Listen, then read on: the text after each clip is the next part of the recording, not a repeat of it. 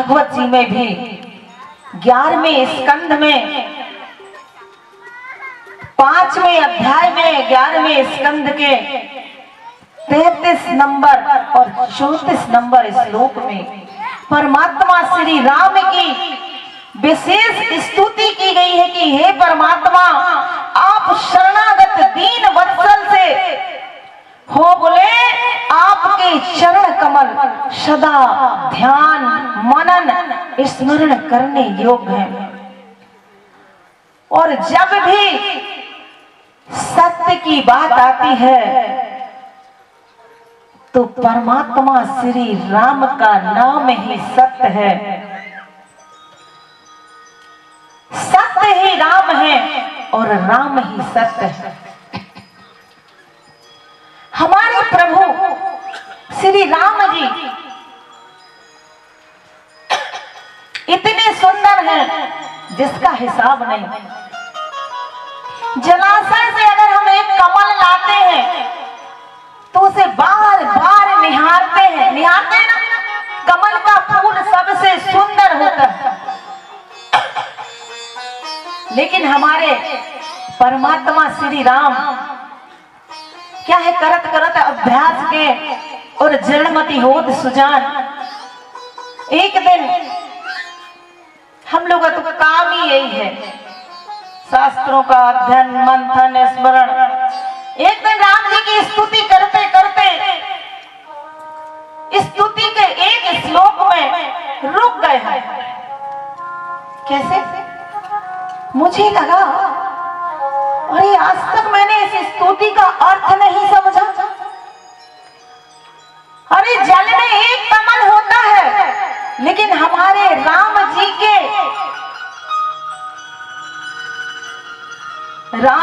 के सिर से पैर तक कमल ही कमल है।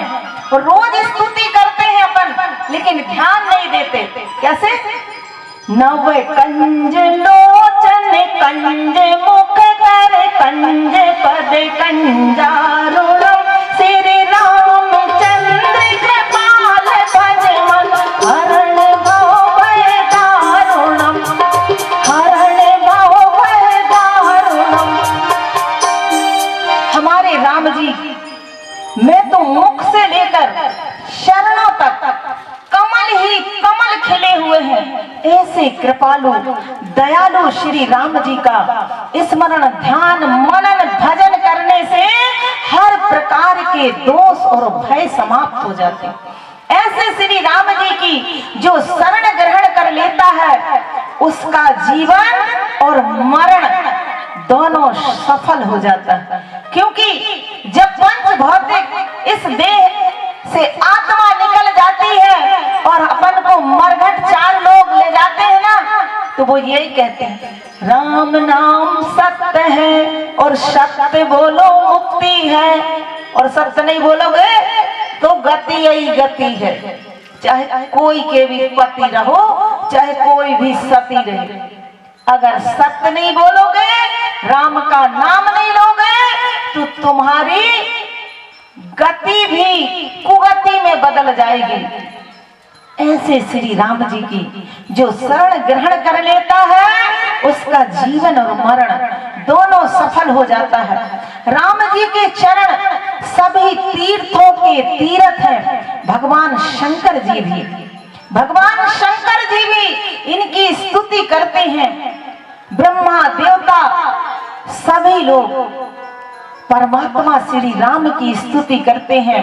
जो श्री राम के चरण कमलों को स्वीकार करके अपने आप को श्री राम जी के चरण कमलों में एक पुष्प के जैसे स्वयं को समर्पित कर देता है, फिर उसे किसी बात की चिंता नहीं सताती। क्यों? ये चरण भक्तों के दुखों को कष्टों को दूर करने वाले हैं। ये संसार रूपी समुद्र को पार करने वाले हैं। भगवान श्री राम के चरण इस संसार सागर को पार करने वाली एक नौका है। इसलिए तो तुलसी बाबा ने लिखा है कि भव सागर